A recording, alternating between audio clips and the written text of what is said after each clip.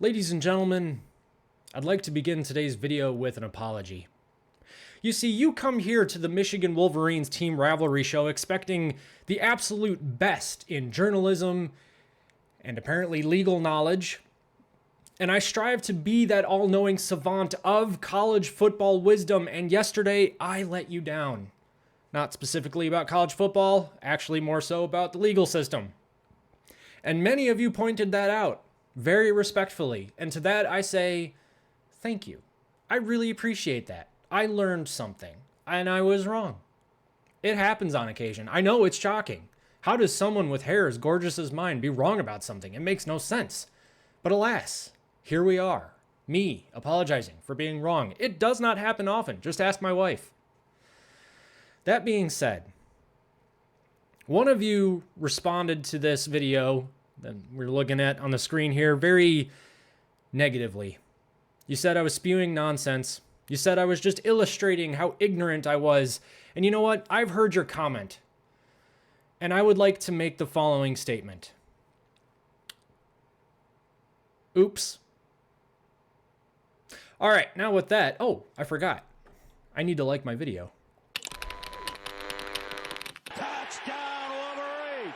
Yeah, so unless it wasn't painfully obvious, I'm never going to apologize for being wrong because I've said on a million times on this channel, we're not experts. We are fans just like all of you. We look at the news and we comment on it just based on what we know, what we've heard. The one connection I have to an insider at Michigan who's not even really an insider, he just knows a guy who knows a guy. Sometimes I get information like that. Other times we have as much information as you do. We just like commenting on it. So I'm going to need y'all to get all the way off my back about that one little teeny tiny legal detail. Not the people who are cool about it. I'm cool with being corrected. I'm wrong a lot of the time. Okay, I know I said that usually I'm not wrong. I was lying to you. So it is what it is. There were a lot of interesting comments that came in on that video though, and I'd like to spend this video, a brief amount of time, going through some of those comments because I thought that a lot of them were, one, hilarious, and two, actually really informative. So I figured we'd go through them, warts and all, because today isn't really much of a news day. Ohio State, I think, came in at number 1 on the AP. Michigan came in at number 15. We beat New Mexico and fell a spot. So, okay, I guess that makes sense, but I also don't think the AP poll should exist. Well, that's not true. Anyway, yeah, let's go through some of these comments because I thought they were really good. BD Oro 33 says, Season 4 of Harbaugh versus NCAA is going to be incredible. I totally agree. Man, I can't wait for Season 5. I hear there's a real twist at the end. Steve J says, the big question is, will the powers at U of M have enough spine to stand up and fight? You know, honestly, the fact that they had enough of a spine to appeal this is already kind of shocking to me. I'm going to give that a heart. Actually, this one too. I think that they will. According to Isaiah Hull, he has said on multiple occasions that Michigan believes that they have some pretty damning evidence as it pertains to Ohio State and this spy, this mole. And we all think that we know who the mole is, but there is no publicly announced evidence that ties Joey Velasquez to this student athlete. But it is really suspicious that, you know, all of that stuff happens and then he transfers to Ohio State. The timing is suspicious. No name here says Cole Sullivan is going to be an All-American before he leaves Michigan. This will simply speed up that process. Jayshon Barham will be pissed and fired up coming off the bench for the second half. Yeah, so Jayshon Barham's suspension from the New Mexico game was upheld by the NCAA. It was a horrible call as thou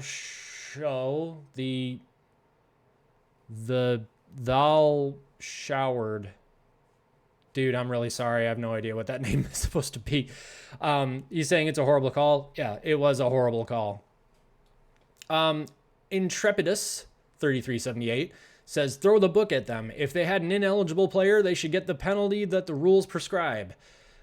These are the same people that wanted to ban Michigan from postseason play in 2023. They wanted the NCAA to vacate wins. They wanted the CFP to revoke the title. We are not dealing with reasonable people. If we don't teach them a lesson, they will not stop.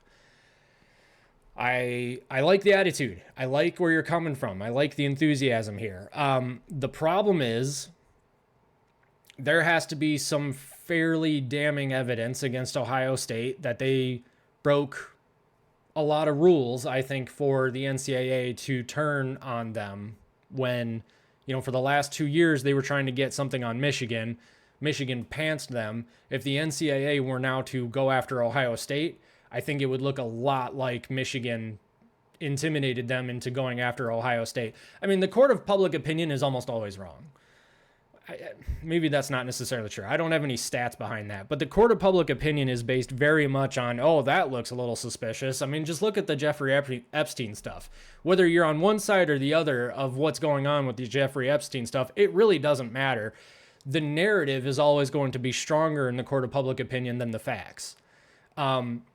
If something looks suspicious to Ohio State fans, a lot of them are going to be like, oh, Michigan definitely intimidated the NCAA into coming after Ohio State. And it's all, the Michigan's influence over the NCAA is this massive conspiracy. There's a joke that I heard on one of the political talk shows I listened to that a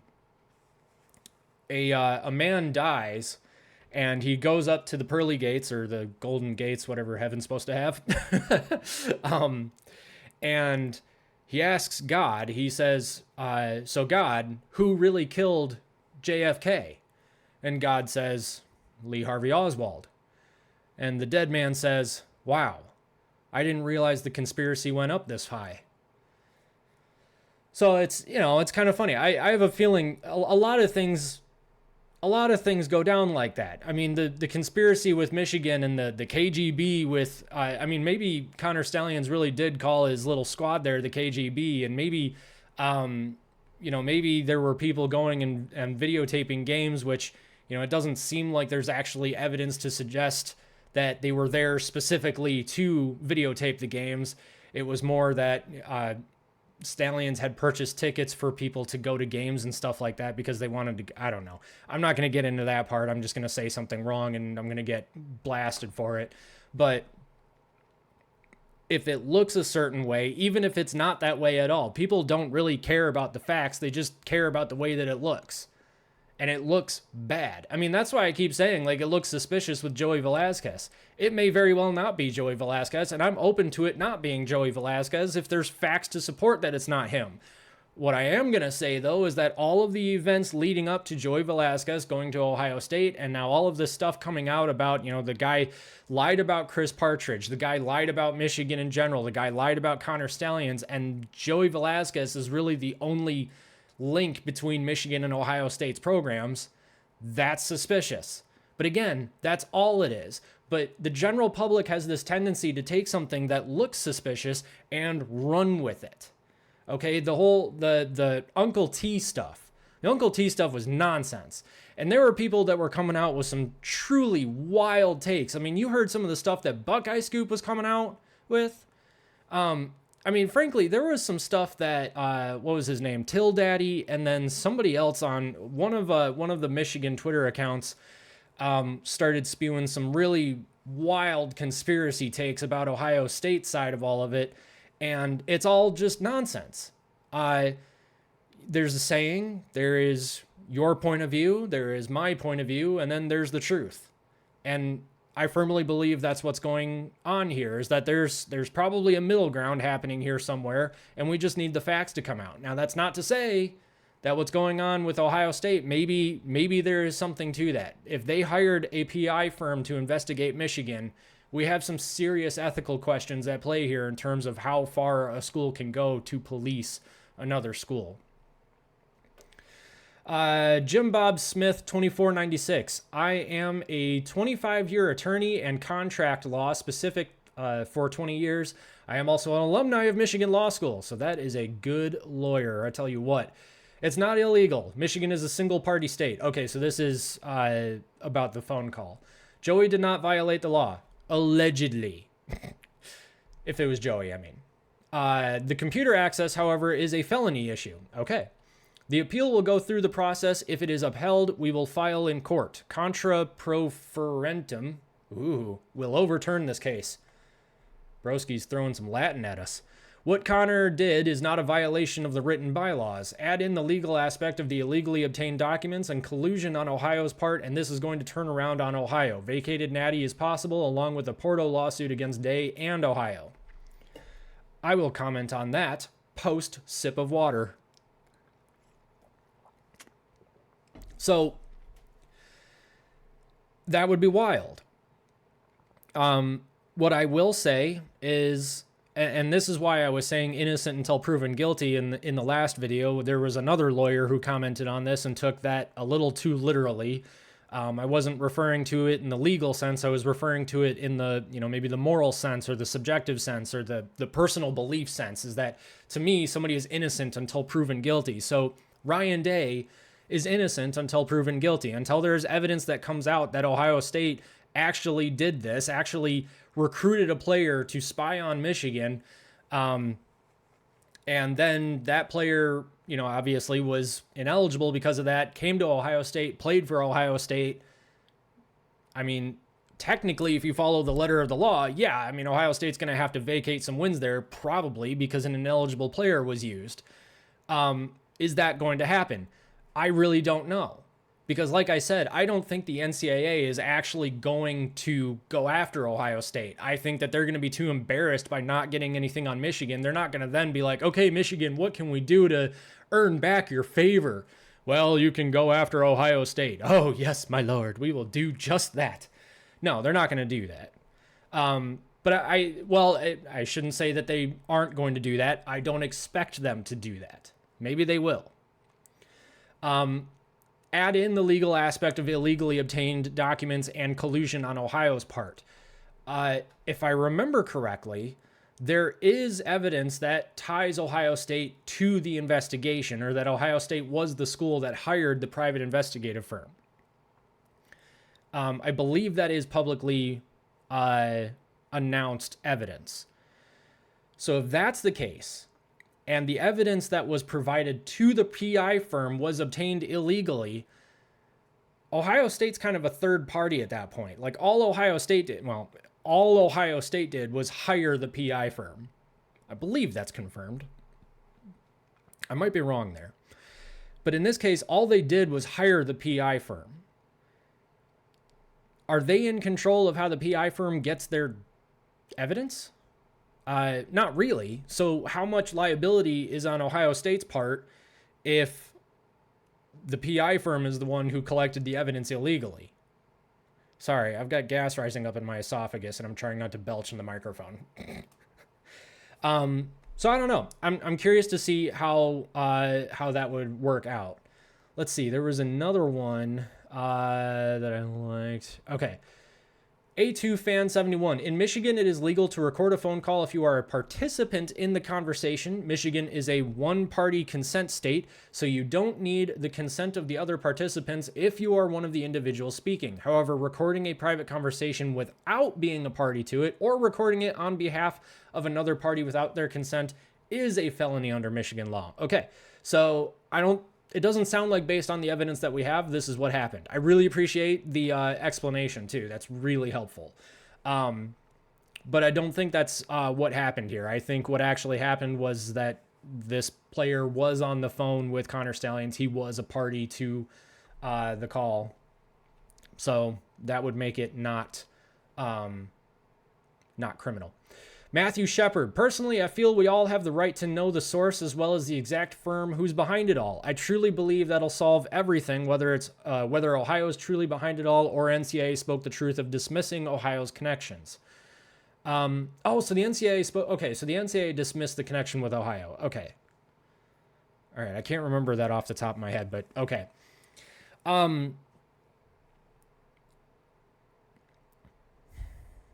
I don't think that we're going to hear about it. We might, because Michigan is appealing, which means this term discovery gets thrown around. I mean, obviously I know what the word discovery is, but this legal term in this case, discovery, is being thrown around, which I'm to understand means that all of the evidence Michigan has, all of the evidence the NCAA has, will become public knowledge. by the end of this appeals process. So actually, we should know who the PI firm is. I'm contradicting what I literally just said, but we should, at the end of this appeals process, from what I understand, know who the PI firm is. But Ohio has that state law that protects the anonymity of student athletes. I can't remember the name of it off the top of my head, but they have a law that protects the anonymity, including the business workings of the NIL for Ohio State football players. So it is entirely possible that we don't get any firm answers on who the contact is between, or who stole the evidence at Michigan, if they are a current or even former Ohio State football player. Dad's texting me, and I have to mute him so that I can focus. So if that's the case and that law isn't overturned, or if there isn't something legal that Michigan can do to get discovery to include that specific part, then we won't know who it is. Or we will now. I don't know. Bushcraft Ohio says trying to steal signs or having a mole illegally get info and then lie and then play for the team that got the info. No comparison at all. The player should not be punished, but anyone who knew what was going on should be charged. Finally, looks like U of M is done bowing down to the defunct NCAA. Yeah. So I agree for the most part that the players should not be punished. The thing is, though, is that, when you go back to the Ohio State scandal with the tattoos and Terrell Pryor and all of those players getting tattoos and whatnot, I mean, I don't think that any of them should have been punished. I don't think that games should have been vacated. I mean, they're freaking tattoos. The problem was that Jim Tressel knew about it and lied to the NCAA, and that's not great. But by the letter of the law, the players were technically ineligible, and Jim Tressel played them anyway. Okay, so that's why those wins got vacated. In this case, one player would be ineligible, and I talked about this on the video yesterday. If one player is ruled ineligible, does that mean that the entire team should be affected for that, or affected by that? The human in me says no. I mean, the other 10 players worked their butts off. Travion Henderson, Will Howard, Carnell Tate, JJ, Jeremiah Smith. I mean, they all played extremely well, and they worked hard for that national championship. I mean, losing to Michigan, that must have really sucked for them. And to come back and win the national championship, I mean, I still don't think that Michigan's gotten their thank you letter from Ohio State, but it is what it is. I don't think that they should be affected necessarily, but you also have to follow the law. I mean, we have these rules for a reason. We can't start trying to mess with this gray area or make the rules subjective and say, well, he was an ineligible player, but that sucks for the other players. And it was only one, because then where do you draw the line? Well, it was only two. Well, it was only three. At what point do you draw the line? And I think a lot of us would probably say, okay, if most of the team is ineligible, then vacate the wins for sure. The problem is, though, is that what about the players that weren't ineligible? What do we do about them? Because an innocent person is going to get hurt here one way or the other. So it's kind of a crappy thing, but I do think that you kind of have to make it as black and white as possible, because if you start allowing for some give and take there, then schools are going to bump up against that line, and the line's going to keep having to get moved, because you're going to continue having these edge cases, and then the edge cases you're going to look at and say, like, well, can't we just move the line a little bit further? Can't we move it just a little bit further? And then you just might as well get rid of the line, because if it's that subjective, there's no point in even really having it. I'll go through another couple here. Let's see. Robert Tucker Jr. says, actually, you are incorrect. What? No. I know. Michigan is a one-party consent state, meaning if the oh, yeah, okay. So, yeah, the phone call isn't the issue. The issue is the player basically acting at the behest of the team that hired the PI firm. And, yeah, I agree with that. Yeah. Doug Hotchkiss says, Ohio State already received a bailout natty. Look up Rule 9, Section 2, Article 1. Fighting after all in-game action is no joke until after the Ohio State riot versus Michigan. 0 suspensions. Yeah, so I think it's really funny that that fight happened. I mean, you know, part of you is like, oh, you don't really want to see that in college football. And another part of you is like, dude, where was that fight all game long, Ohio State? Cliff Richardson, I have no idea who this guy is. How far can schools go in policing each other is a great point. Thank you. I often make great points. If that were to be allowed, then schools would just constantly be pointing the finger at each other. I completely agree. There was the one that I was thinking of that was really just, it hurt me so much. Let me see if I can find it. Aha, here we go. All right. This one made my day. This one was just fantastic. This will be the last one. Ed P says, this post illustrates why average people should not try to educate everyone else on the law. This is all wrong. I wasn't trying to educate anybody. I was just talking about what was going on in the story.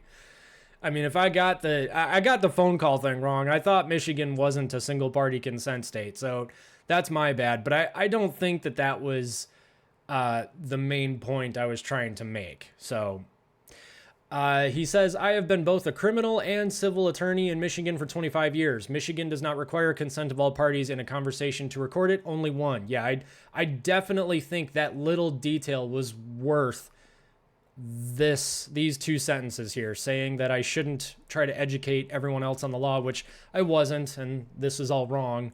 Okay. The fruit of the poisonous tree doctrine is a legal doctrine for criminal law. It does not apply here. Dude, I read a quote from another lawyer in the story that said that. I wasn't the one who said that. Okay, another lawyer said that. So if he's wrong, great. But I was just quoting him. So I am going to absolutely pass the buck on to that guy. Further, innocent until proven guilty also only applies to criminal cases, not civil cases. Bro, you are reading way too much into what I said. I am not a lawyer, and I also wasn't referring to a criminal case when I said that. What I try to do on this channel, because look, I don't want to be Buckeye Scoop, okay? I don't want to just say that somebody's guilty and they're definitely going to get punished for something until we see the evidence, okay?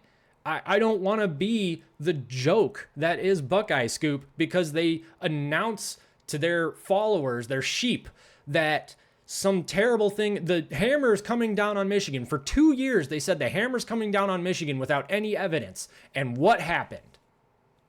I don't want to be like that. So no, I'm not going to just definitively say that this is a criminal case and innocent until proven guilty applies here. When I say innocent until proven guilty, it means that I personally, as a human being, do not want to believe, nor do I want to cause others to believe that somebody is guilty when we don't actually know for sure whether or not they are guilty. And we don't want to start rumors. We don't want to, I will talk about rumors that are being said, and I will definitely label them as rumors that have not been substantiated yet. But again, we're just a commentary channel. So when I say innocent until proven guilty, it is just because I personally, as a human being, do not believe that somebody is guilty until they are proven so. This guy is just spewing nonsense and illustrating how ignorant he is. Well, I don't know what to say about that. I mean, we've built this entire channel on spewing nonsense, so sorry, not sorry. Nobody should listen to this because it's all wrong. Dude, I was quoting an article. I don't think your beef is with me. I think your beef is with the article. I think Connor Stalions cheated. I don't. He cheated because it helped. Otherwise, he would not have done it. Okay. All right. Sadly, that team was so good, his cheating was unnecessary, and all it did was take away from their well-earned national championship. No, I don't think it did. I don't think it did at all. Finally, this whole thing just strengthens the NCAA's case for lack of institutional control. Dude, the NCAA even announced that there was no evidence linking Harbaugh or anyone from the Michigan football program to Connor Stalions. Okay, And I don't even think that Stalions cheated. So even if there was evidence connecting it, I don't care, because in the end, everyone just gets the signs. Now we know Harbaugh had not only an analyst cheating and another coach hacking into the emails of students, but also a player illegally breaking into computers and stealing evidence. Okay, so let's take this one at a time. Harbaugh not only had an analyst cheating, that analyst has a private life, does he not? He is allowed to do whatever he wants to do outside of Schembechler Hall. Is Harbaugh supposed to be watching all of his coaches 24 hours a day? I mean, this goes into the Matt Weiss situation too, hacking the emails of students. I don't think he was hacking emails. I think he was downloading personal provocative pictures of people, which is evil and horrible, and he should spend the rest of his life in prison. How is Harbaugh supposed to know that is happening? Okay, you have marriages that last decades before one of the spouses finds out about an affair that happened a long time ago. Okay, these things happen. Harbaugh has his own personal life. He also has his job that he's focused on, trying to win Michigan a national championship. How is he supposed to keep an eye on his coaches 24 hours a day? This is a ridiculous argument. But also a player illegally breaking into computers and stealing evidence. That player is allegedly being connected to Ohio State. So is that on Harbaugh? Does Harbaugh now have to try and make sure that no players are being paid off by other schools to spy on him? Again, allegedly, if that's what happened, is that on Harbaugh? I don't understand how you don't see that human beings have agency. Okay, we can make decisions. We go through our lives every day making different decisions on what we want to do and don't want to do, and other people, for the most part, really can't control that. And we're actually pretty good at hiding some of the stuff that we do too, for better or worse. So why in the world should Harbaugh know what is going on with all of the many coaches and analysts that work for Michigan football? Does that sound like a program that stresses compliance with the rules and the law? No. Stop this argument now. It only hurts Michigan's case. I'm curious what your win-loss record is in court. I imagine it's not very good because your arguments are, with all due respect, complete crap.